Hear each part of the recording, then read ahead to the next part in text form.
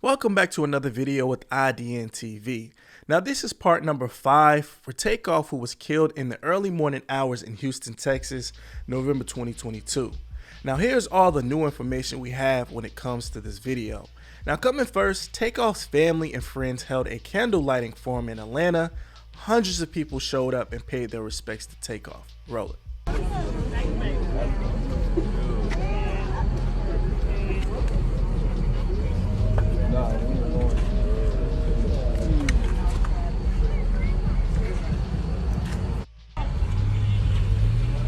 R.I.P. Takeoff. No side. No side.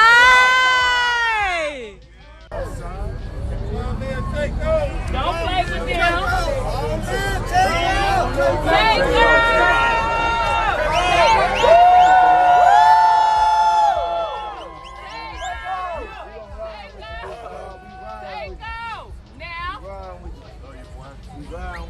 Now second up, the nurse who tried to save Takeoff's life has came forward, and she done a few interviews with the local Houston news channels. Now during the interview, the nurse asked to remain anonymous and spoke about the details when she got to Takeoff's actual body. Now he was ultimately already gone, according to her. Now she revealed that Quavo was very panicky and begged the nurse to help Takeoff, even though there was nothing she could do after it was over. Here is the parts where she talked about Takeoff in the scene. And I heard the uncle go, ah! He was screaming, ah! So I'm thinking that's the victim. That's the person who shot. It sounded like a cry of agony. It was a cry of agony, but emotional, not physical. And they were crying out for, so then they're coming out looking for the ambulance. Where's the ambulance? Somebody help!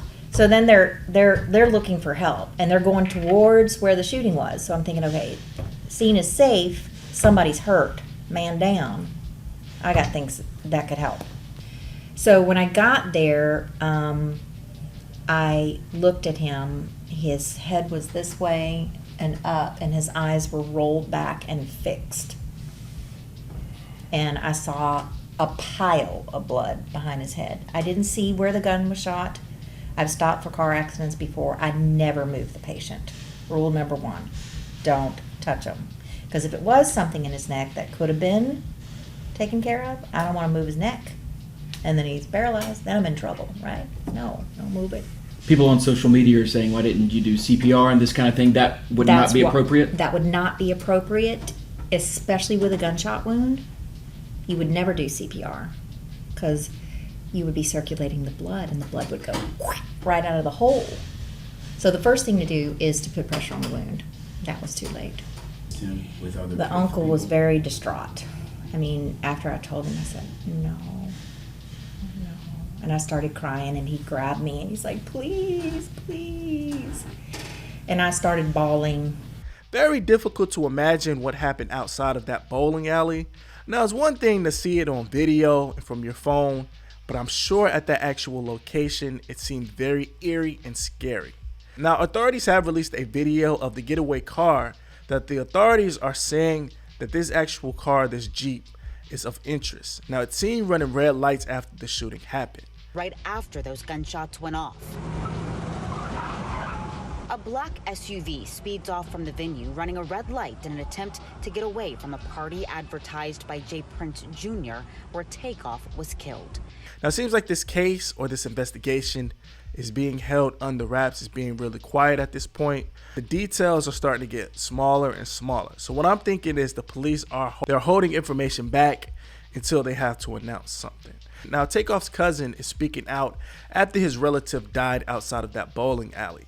Now, this is a deleted post, but we got a screenshot from it and we want to show you.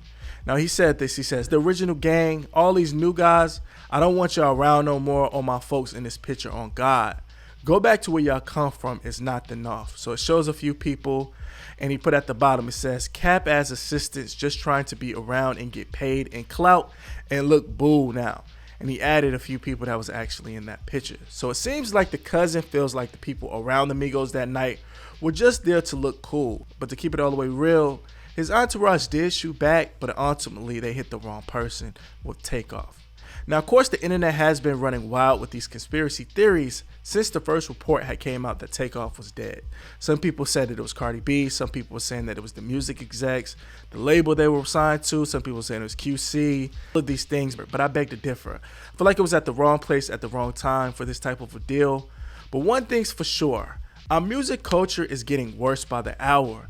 Now, if you're wondering why so much bad things going on with these rappers, here's a former record label executive, and he makes a huge point. He says that rappers die all the time, but the record executives and the higher-ups never do. That a rapper from Migos died, I just wanted to go ahead and make a video about something I have a unique experience in. So I directed a bunch of rappers, people like Gucci Mane, Snoop Dogg, Lil Yachty, the list goes on and on and on, okay? I learned a lot of things, and I have left the industry largely over my political beliefs, but there is something I want to impart to people to hopefully, make some sort of change happen. So I have a challenge to rappers, and I know some of you still follow me. I know a bunch of the celebrity blogs still follow me from trying to get news from music videos and things like that. So here's the truth. The truth is this. A bunch of young black male rappers keep dying. You know who's not dying? Record executives. The record executives that push for them to continue to make songs and create a culture that is obsessed with death, drugs, and sex. Period. The industry's obsessed with it, but those record executives, they're not dying because they don't push this culture on their own people, but they're encouraging you to push it on yours, and they're paying you handsomely to do it. The reality is I know a lot of you. A lot of you are good people. You're family guys. You're not the image that you put out there to the world. Why? Why don't you be the example? Stand up. I challenge you. Be the example. Make music about the culture you want to see. Don't just get online today and talk about how, whenever a rapper makes it, his own people take him down. Don't just make those videos. Don't be sad. Don't rest in peace. None of that stuff. Be the change you want to see. Inspire it in your community. Reach out to other rappers and say, we have to stop. We're being used. You've been used for a long time. They create this paradigm to make you believe that you're so important and your celebrity status is worth so much, but in truth, you're a pawn in their game and you always have been. The government has wanted to hold down communities of people in different ways through different methods for a very long time. Their method in the black community has been to use entertainment to create a culture obsessed with death, drugs, sex, and money, so that they could create a false paradigm of what happiness and what success really was. And in doing so, they created a world that also made people more dependent on government, and as a result, gave themselves more power. The record executives that push you to do this, to go and continue to profit off the backs of your work, they're in cahoots with the elite. They're in cahoots with the government. They want you to think you're important, but in truth, you're just doing their dirty work for them, so stop. They've empowered you in ways that are real. You have an audience. You have platforms. You have the ability to make change. So go against the grain together.